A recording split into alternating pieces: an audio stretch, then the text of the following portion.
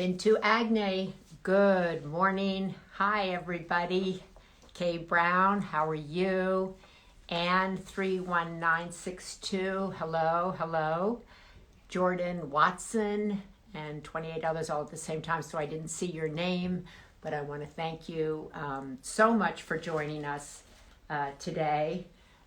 Today is a new day, and I'm grateful for that.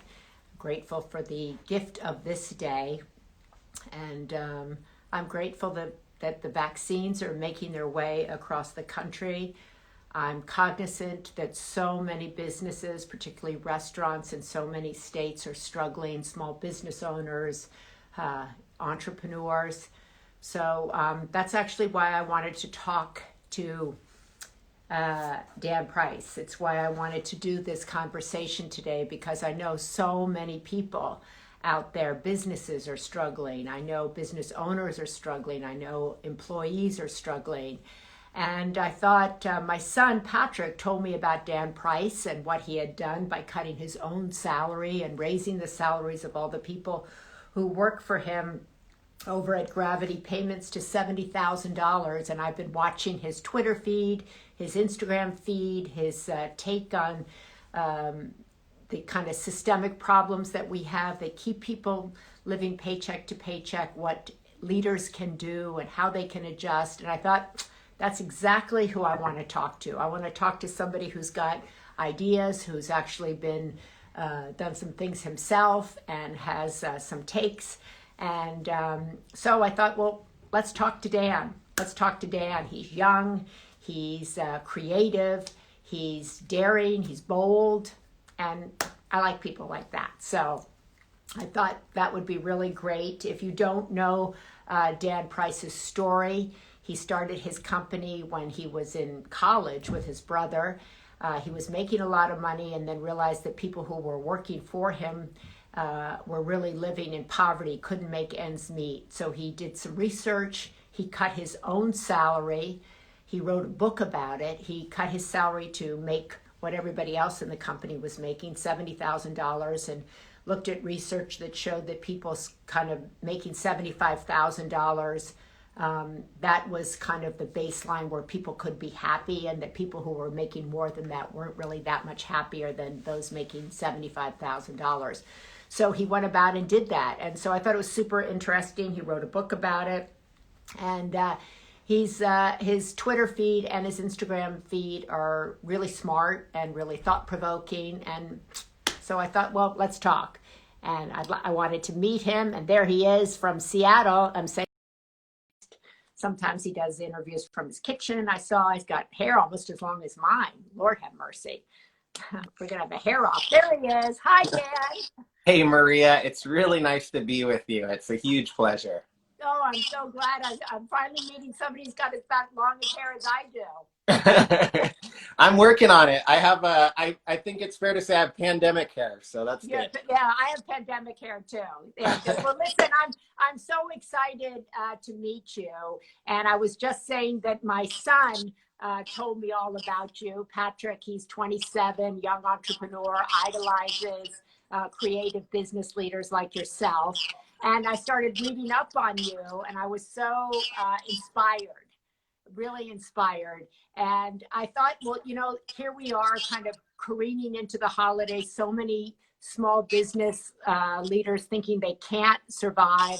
And I just thought it would be really great to talk to you about what your advice is right now for small business owners and for the employees of those business owners. Yeah, well, I appreciate that, and tell Patrick I said hello, and I'm grateful for him and that he connected us, because that's really cool. And yes. I've been your fan for a long time, and so it's real nice for me to be able to connect with you like this. It means a lot. Thank you. So tell Patrick thank you, and thank you to you for making the time. I mean, if I'm being honest, it's kind of a tough question right now, because I see a certain amount of advice being given out there, and I'm kind of guilty of doing this at times, about creativity and hustle. Yeah. And of course, as individuals and as business owners, I mean, as you pointed out, I started my company in college, but I actually started building it when I was a junior in high school. And I've been making payroll. I'm 36 now. I've been making payroll, for quite a long time because I've been building this for 19 years. Wow. And so I know all about individual responsibility, and I believe in individual responsibility, and I don't want to say anything to poo-poo that. But also, I have seen so many small businesses right now who are actually being very creative, very agile, doing everything they possibly can, and still not making it. Yeah. And so I think that it's not me saying that individual responsibility doesn't matter. I don't believe in that, but it is me just acknowledging, and I think doing the duty of acknowledging reality. And of course, because those of us who are the lucky ones in this time right now, our lives have been affected too, right? There's challenges that I face as, a single guy that lives alone, and we can pretty much do everything on Zoom. So, it's hard on me from a mental health standpoint to be so isolated in those things. But I see out there so many people that are in just such a difficult position, and small business owners are really at the top of that list. One example is there's a small business close to me called The Fat Hen, and they make this beautiful creative food that, Maria, if next time you're in Seattle, you would love it, and I would love to take you and or Patrick there. But they make just these beautiful egg dishes and various dishes, and it's really wonderful. But it's the type of place that it doesn't really translate to go food. It doesn't translate in the age of Uber, because they really put all the love and creativity into kind of serving you and having it be there in a certain way.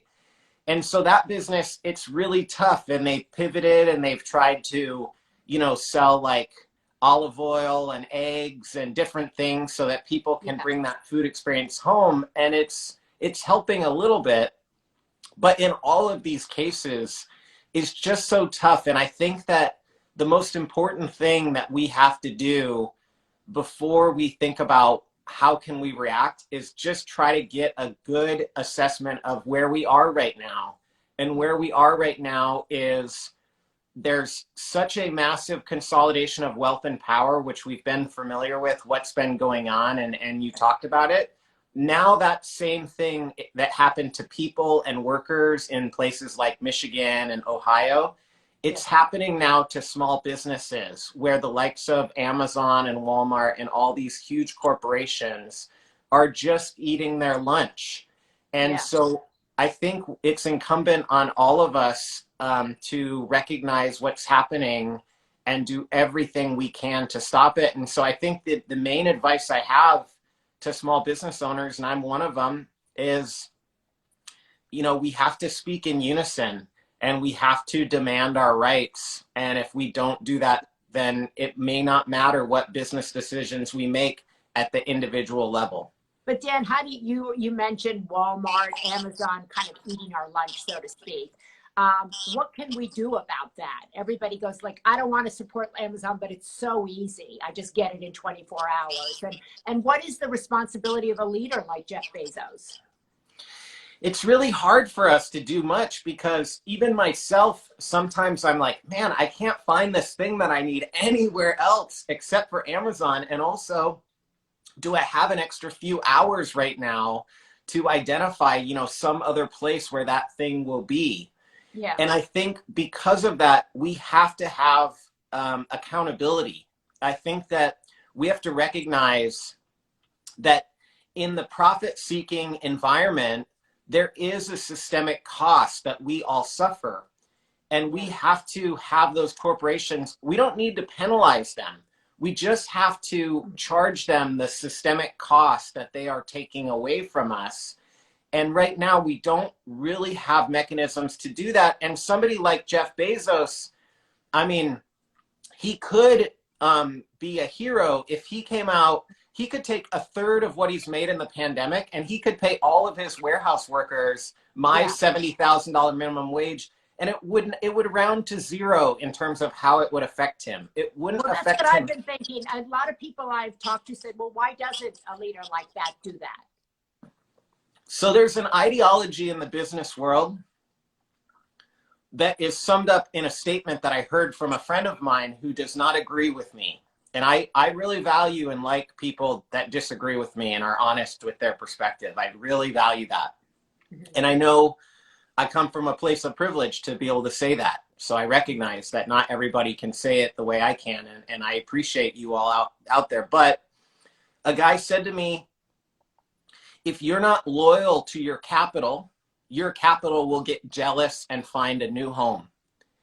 And so there's a belief out there that basically the system is so powerful that if you don't kind of, in a way, like bow to those desires of the system, that you will get swallowed up by it and you will lose a lot of your agency.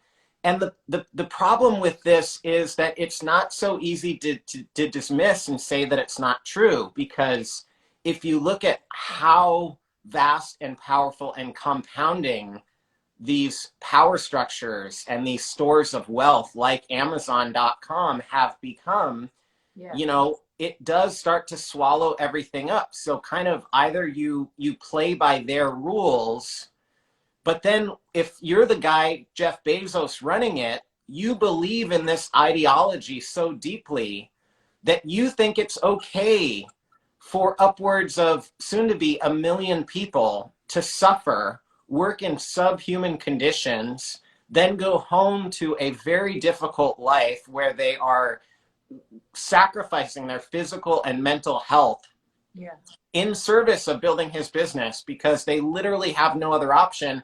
And you believe that that is a morally righteous approach because you believe that is the only approach that will anoint you in the position that you are in. And so I say to Jeff Bezos, hey, Jeff, like you can change this, like you can flip this switch and you can create like a better system and structure for humanity. But I say to all of us, let's not wait for him. Let's do it for ourselves instead of waiting for him to do it for us. So how do we do that for ourselves? How do we flip the switch ourselves? It's a lot of groundwork and just getting in touch with the basic facts of what is happening, I think, because at the political level where there is so much hate and there's so much divisiveness, and I get the reasons why, right? So I'm not here to defend any political figure. No one gets angrier at them than I do. And the fact that, you know, like everyday people out there have done more for the American people in their time of need over the last 9 months than all of our politicians combined, you know, that's not lost on me. So I get where the anger is coming from. But I think that when we get angry at each other and we divide ourselves, we basically enable the system and those corporations to continue to be able to do whatever they want to do. So I think we have to come together around some of the basic facts, and what we have on our side comes at a high price. It's very tragic. I, reported just yesterday on my Twitter or the day before how an employee told me there was a line of cars outside his home because he lives 7.5 miles from a food bank. This is a man that lives 20 miles from Walt Disney World, and Disney stock and Disney shareholders and Disney executives have never been in a place where they are doing better. And yet this is the reality we face. And so we don't have to cast some kind of magic spell against each other. We don't need to manipulate each other. We just need to, with love and with compassion, have just an empathy and awareness for what's happening right now. And then some of the solutions that previously maybe would have seemed divisive, I think will seem very normal regardless of what political spectrum people come from. But Dan, give me one thing that somebody can do right now who works at a small business, who runs a small business, who's being forced to close down. What is there one thing that we could do? Just one thing. Yeah, be honest with each other. And I'll example. So in my business, when the pandemic hit, our revenues derived from small businesses. So all of our small businesses got on average 55% of their revenue, which meant that we lost 55% of our revenue. And we need to be honest with each other. And by being honest with each other about what we're up against, our employees volunteered on an individual anonymous basis so there'd be no pressure to take pay cuts to help us get through the pandemic so that we could continue to make a difference fighting to support and shelter small businesses against bullies and corporations. But it started with just the honesty and the transparency of, hey, we just lost 55% of our revenue. We're losing $1.5 million a month.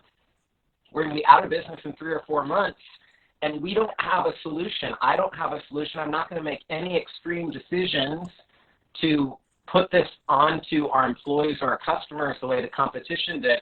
So it started with just that recognition. And one of the top business authors of all time, Jim Collins, who famously, teaches at Stanford Business School, in his books, he talks about acknowledging the brutal facts as one of the most important things that any small business or any business leader can do in a crisis. And so that's where just getting on the same page about these things and then being receptive and listening to the people that are actually in touch with what's happening, because they're the heroes. They're the ones that know the solution. It's not CEOs like me. I love that. And you were fading out a little bit during that. So I just want to recap what Dan was saying is that as the leader brought the company together and said, okay, we're losing money. What are your ideas? How do we all stay afloat? And people anonymously and voluntarily cut their salaries so that other people could survive. And that came from their idea, right? And your idea, everybody collectively stepping in and saying, okay, we want to keep our jobs. And so if we all cut back, we'll be able to save each other. And yet there's so many companies here. I'm in California and they've closed down restaurants. Restaurants have built these so many restaurant owners built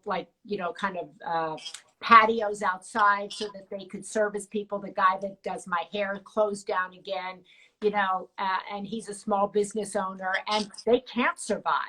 They've let people go and they don't understand, it feels so, every state feels so different. It's so disillusioning, that one state is kind of having parties and fully operational. Other states, like where I am, completely locked down. And people have really lost heart. And I think some people have said to me, I want you to ask Dan if he'd ever run for office, because he brings up, a lot of systemic problems within the government. Well, I think the problem with that is the systemic problems that I've seen in the corporate world have really either a mirror or have infected the things on the government side as well. And I'll give an example, a few years into starting my business, I got offered by a big venture capital firm here in Seattle, a few $1 million. And I'm like, if I take this money, I'm going to be legally obligated to do whatever I can that's good for shareholders, even if it means breaking promises, to employees and to customers. That's kind of how things are set up. And then a couple years after that, the aforementioned Amazon came calling with an opportunity to negotiate, selling the company to Amazon.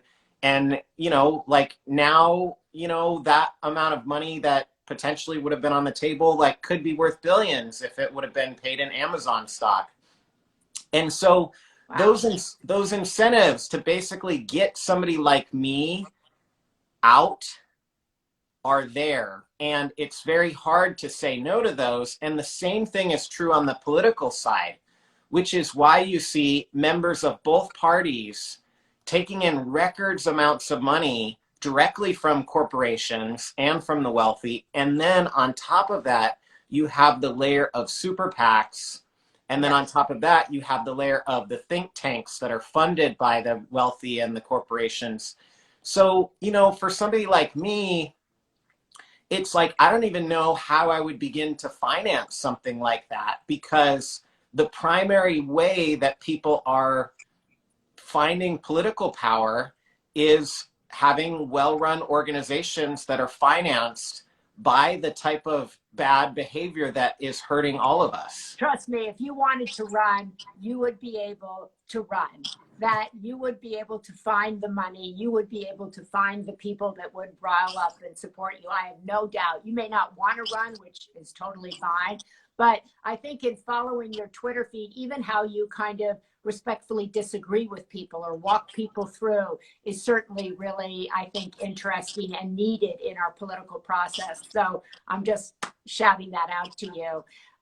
The other thing I thought was super interesting, one of the things you said is that, you know, as a leader, it's often lonely at the top, right? That as you're leading your company forward, as you're looking to kind of stay afloat, as you're looking to be a leader, talk a little bit about being lonely as a leader and what that's really like. I thought that was super interesting. Yeah, well, I think that the way we've set up our system is kind of based on hero worship a little bit. Yeah. And we look at the exception and we say that that basically makes the system okay or the system righteous because there was that one person that kind of made it. Yeah. And there's been books that have been written. There's one that I read called The Meritocracy Trap, and it talks about how even those people on top, you know, I don't want anyone to feel sorry for them, of course, but they are somewhat miserable in a way because they're kind of told, never stop working. You know, it's basically the pressure of that constant need to grow and to have more. And, you know, you could call it greed, but I don't think it's greed at the individual level. I think it's more systemic. And so that does create a huge amount of loneliness. And what helps me is I actually think by writing and my audience on here on Instagram and on Twitter, I think I learn more from them than they do from me. Truly, I believe that. And I know for sure I learn more from our employees and our customers than they do from me.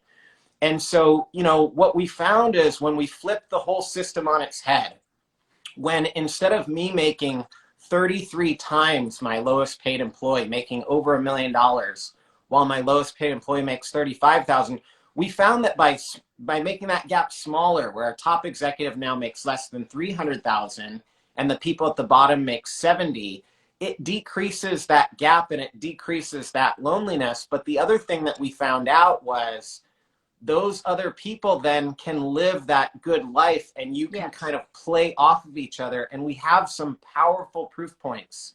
We went from having 0 to 2 babies born amongst the 200 people at the company to we've had 60 now in less than 6 years.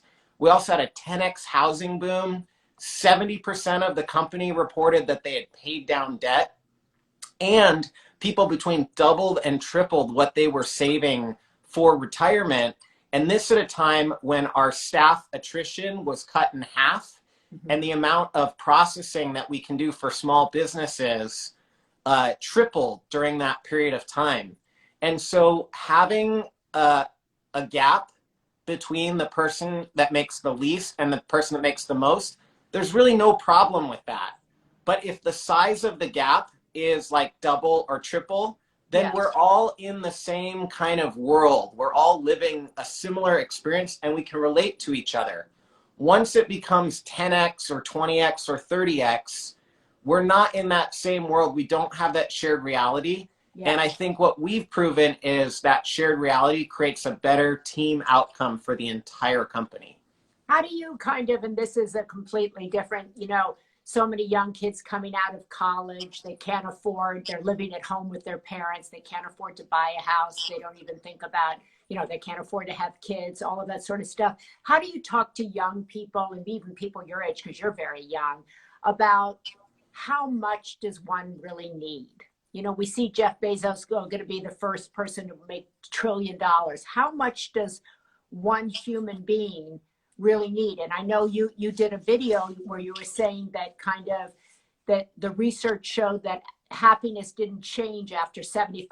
And I know there was a film about that and stuff, but how have you kind of worked that through yourself?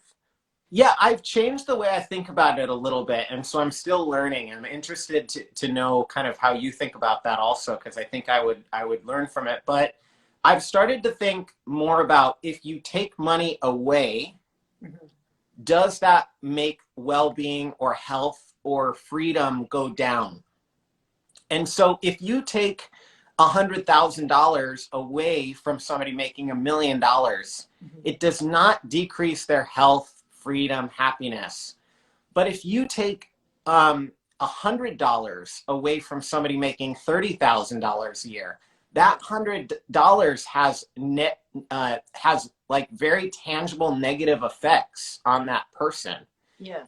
And so basically figuring out like what's the amount of money that's needed to kind of just live like a normal life. And it's not anything that's too novel, because since the 1970s, if we had shared the productivity gains from the 1970s, instead of having a $50,000 median income in the United States, for those that don't know, that means, the middle person in the United States income wise makes 50,000.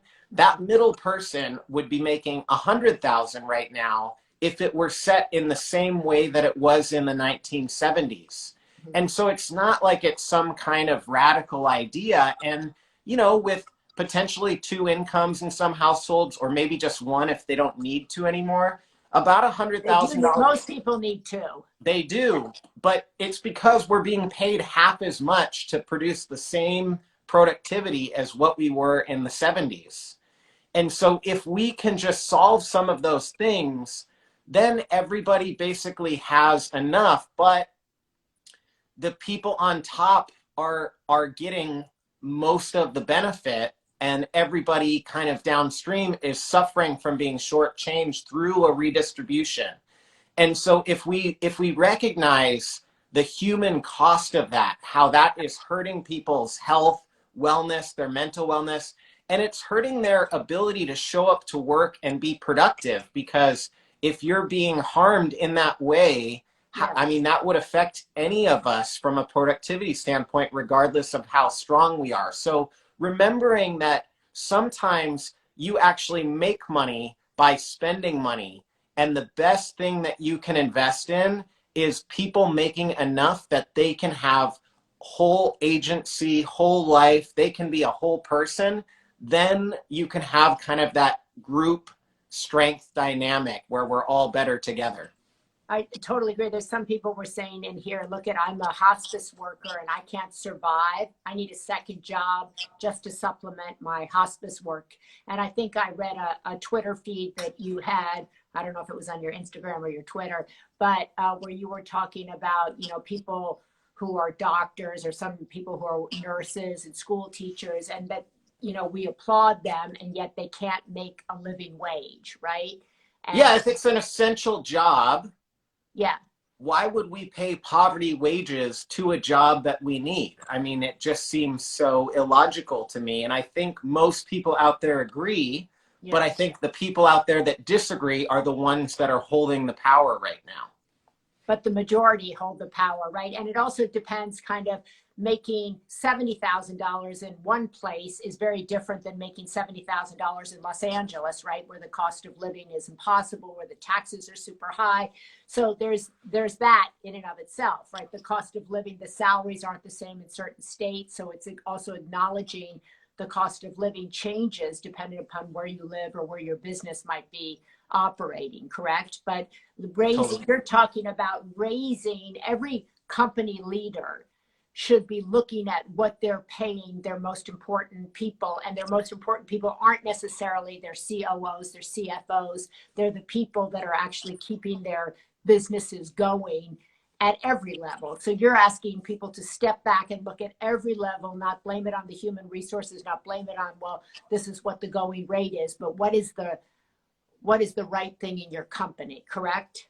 Absolutely. And I do think there is a role for us to play with our individual choices of trying not to support companies that are doing it the wrong way, and trying to support companies that are doing it the right way, and having that holistic cycle. But also I acknowledge that these large companies are kind of hell-bent on creating monopolies where we have no other option and we have to use them. And so for that reason, you know, that's where I do think we have to look at the system.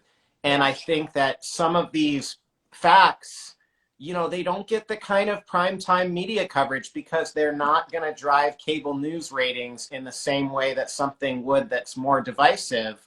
But something that, you know, Republicans and Democrats and people on from all political spectrums that aren't the people on the very top can all agree, like, the world would be a better place if the people that were doing all the actual work, building the actual company, got a fair portion of that.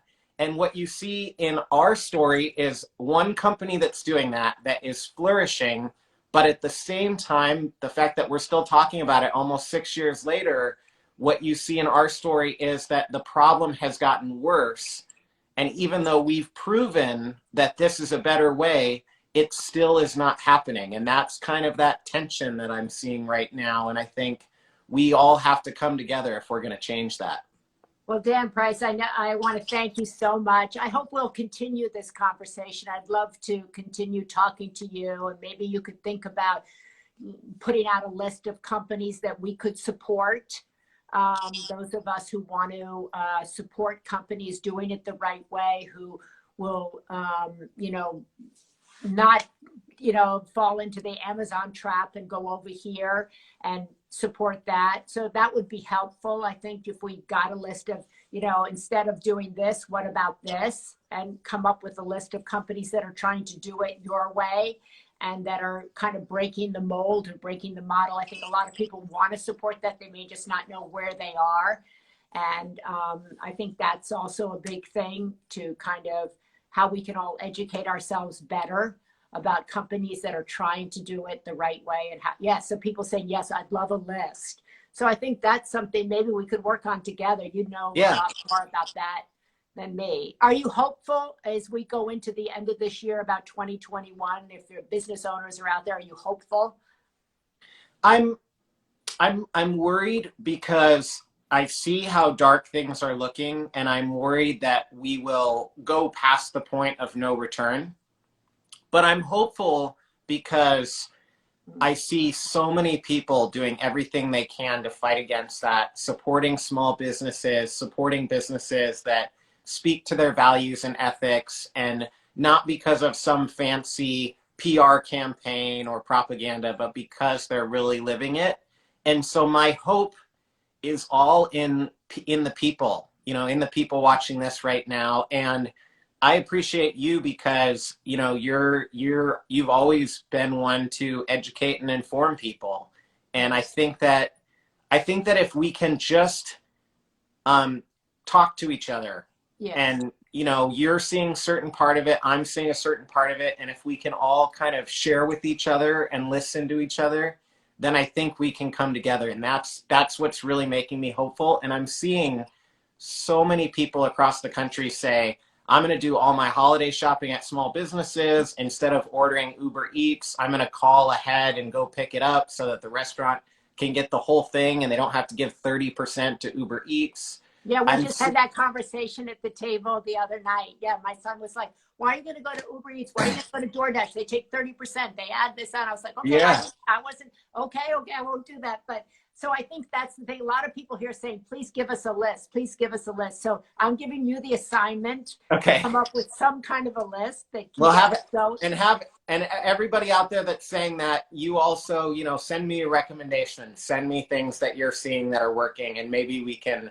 yes, I can work on it, but maybe we can all work on it together and all give our part of it. So that's a better answer. And I would absolutely love to keep the conversation going because you have an experience and insight that I really benefit from. So thank you. Well, thank you. I'm so glad to discover you. I'm so glad that we're connected, and I look forward to continuing this conversation in the new year. Thank you, Maria. Thank you, Dan. See, and I'm going to come for that date up there in Seattle for that. What is it called? The Fat Hen? The Fat Hen. If anyone is in Seattle, it's such a great place. And they do these egg bakes these Italian style egg bakes and these delicious salads and sandwiches. Is it open great. now? Is it open? It's open for takeout. Our restaurants are currently shut down by state order. Yeah. And that maybe is a discussion for another day because I have a lot to say about that. But they're open for takeout and we can all go support it. And they even right now have a kit where you can make it at home. So everybody can go find businesses like that because we want this business to be around for a long time to really enjoy it. The Fat Hen. So if you're in Seattle, go to the Fat Hen. Mm-hmm. Okay. Yes, first on the list. Thanks, Maria. So much, Dan. Okay, take care. Nice to meet you. Bye. Oh, well, there you have. He's so attractive, as my mother would say. So attractive, so inspirational. You know, I love to. I think he was right about we can come up with a list. Somebody saying, I love my hometown, Seattle, and people like you, Dan. Yeah, he was really pantry products for mail order. It has pantry products for mail order. Okay, great. So I'm not in Seattle, but if you're in Seattle, the Fat Hen. If you're in Ann Arbor, Zingerman's. Oh my gosh, we could go through the whole list of restaurants. So send us the list. And what we can all do, as I say, shop small, support these local stores, coffee shops, gift card places in your neighborhoods. They can't compete with the Amazons of the world. And his name is Dan Price, and you can follow him on Instagram. You can follow him on Twitter. And he has really good comments and thoughts, and he's very inclusive in the way he also disagrees with people, which I find always super inspirational. So thank you all so much for joining us. Again, Dan Price, Seattle is how you follow him on Instagram and on Twitter. Everybody here is smart enough to find him and probably knows a lot more about him than I do. But anyway, I'm so glad. He's brilliant. Yeah, he is brilliant. So young too. His hair's so long. Okay. Somebody, Maria, I write for the Los Angeles Times. I can help Dan for free to make the list. Great. Tell him that, okay? I haven't been to Seattle, but I'll try to get there once things are back to normal. Me too. Yeah, I would like that. And if I go to Seattle, I'm definitely going to the Fat Hen. So let's support it so it's around for a long time so that, you know, we can go there. Okay. Thank you all so much and have a wonderful rest of your day. God bless.